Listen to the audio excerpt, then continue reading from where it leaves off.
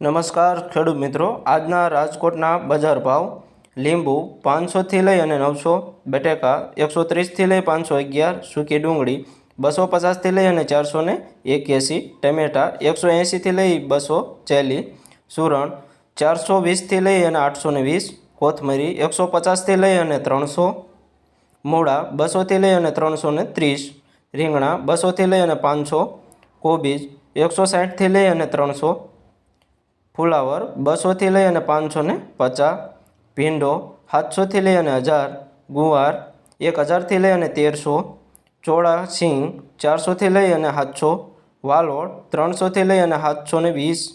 ટીંડોળા 400થી લઈ અને 700, દૂધી 100થી લઈ અને 250, કારેલા 400થી લઈ અને 700, સરગવો 600થી લઈ અને 900,